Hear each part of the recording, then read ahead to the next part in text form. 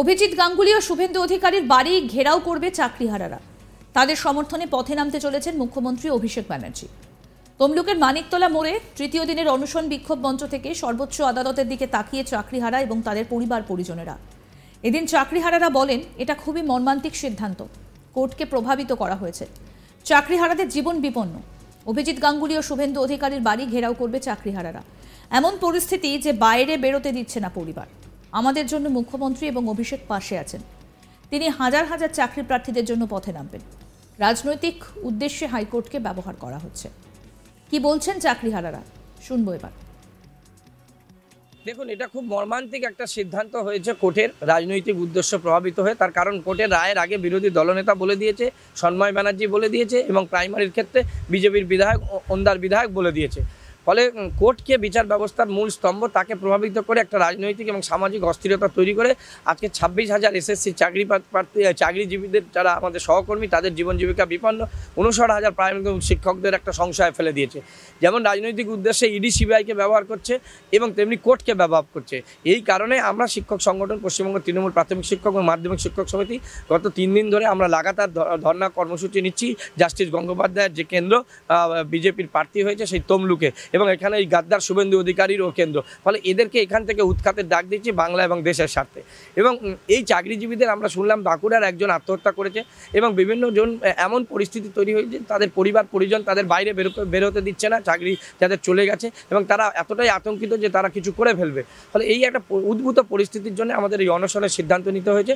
এবং আমরা মনে করি যে এই যেমন আমরা চাকরি প্রার্থীদের চাকরিচ্যুতদের নিয়ে লড়াই করছি, তাদের পরিবার সকলে একত্রিত হয়ে 45 টেম্পারেচারে আমরা অনশনের ডাক দিয়েছি, তেমনি আমাদের নেত্রী রাস্তায় লড়াই আন্দোলন করে সাধারণ মানুষের জন্য। আমাদের নেতা আমাদের সেনাপতি অভিষেক বন্দ্যোপাধ্যায় সে 100 দিনের কাজ হোক অথবা গরিব আবাস যোজনার টাকা হোক তার জন্য রাস্তায় নামে এবং নিশ্চিতভাবে তারাও এই চাকরিচ্যুতদের প্রথম দিন থেকে পাশে আছে। আমাদের অভিভাবক শিক্ষামন্ত্রী পার্থ বসুও পাশে আছে এবং আমাদের সঙ্গে সমান্তরালভাবে আমাদের মুখ্যমন্ত্রী এবং সেনাপতি অভিষেক বন্দ্যোপাধ্যায় এই বিজেপির নোংরা খেলা, কোর্টকে প্রভাবিত করা এবং গণতন্ত্রের মূল স্তম্ভকে নষ্ট করা বাংলা এবং দেশের ক্ষেত্রে ক্ষতিকার। আর এই হাজার হাজার যোগ্য চাকরি প্রার্থীদের জন্য রাস্তায় নাম মুখ্যমন্ত্রী এবং অভিষেক বন্দ্যোপাধ্যায় এবং আমাদের নেতা ব্রাত্য বসু তারা সবসময় মানুষের জন্য পাশে আছে, মানুষের সঙ্গে আছে এবং এরকম একটা ইস্যু প্রতিদিন প্রথম দিন থেকেই বলছে।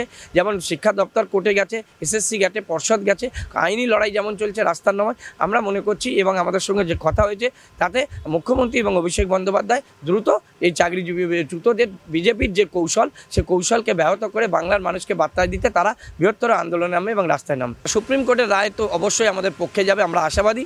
আমার রাস্তায় নামার যে বিষয়টা হচ্ছে একাধারে আইনি লড়াই হচ্ছে, একাধারে রাস্তার লড়াই, দুটো লড়াই আমাদের লড়তে হবে।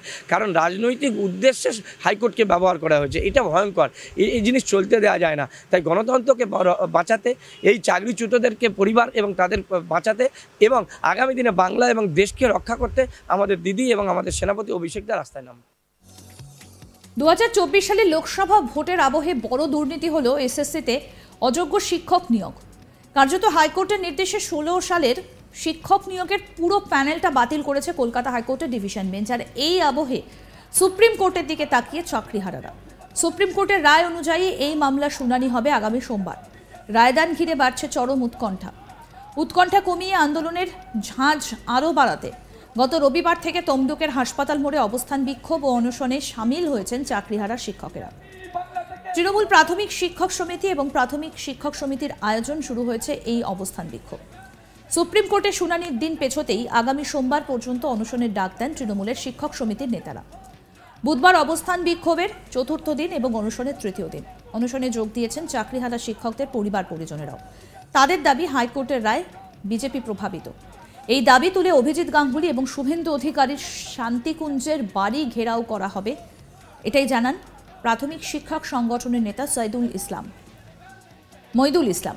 তিনি আরও জানান তাদের দাবিকে সমর্থন জানিয়ে পথে নামতে চলেছেন মুখ্যমন্ত্রী এবং অভিষেক ব্যানার্জি। চাকরিহারারা জানাচ্ছেন তারা যোগ্য।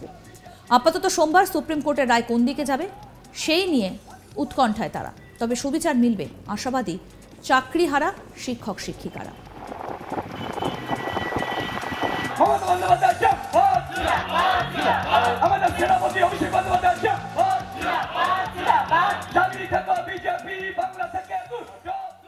আমাদের প্রতিনিধি চন্দন সেনাপতি কি প্রতিবেদন তুলে ধরলেন, শুনবো। 2024 লোকসভা ভোটের আবহে এই মুহূর্তে সবথেকে বড় স্ক্যাম বা সবথেকে বড় দুর্নীতি যা ইতিমধ্যেই প্রকাশ্যে এসেছে তা হলো 2016 শিক্ষাক্ষেত্রে রিক্রুটমেন্ট দুর্নীতি। এবং ইতিমধ্যেই আমরা জানি যে কলকাতা হাইকোর্টের ডিভিশন বেঞ্চ তারা তাদের রায় কিন্তু শুনিয়ে দিয়েছেন, যে রায়ের মধ্যে এখনও পর্যন্ত 25,753 জন শিক্ষক এবং শিক্ষার্থী চাকরি কিন্তু বাতিলের নির্দেশ দিয়েছে কলকাতা হাইকোর্টের ডিভিশন বেঞ্চ। এবং এই রায়কে চ্যালেঞ্জ জানিয়ে তৃণমূলের পক্ষ থেকে ইতিমধ্যেই কিন্তু সুপ্রিম কোর্টের দ্বারস্থ হয়েছেন এবং সেখানে কিন্তু অ্যাপিল করা হয়েছে।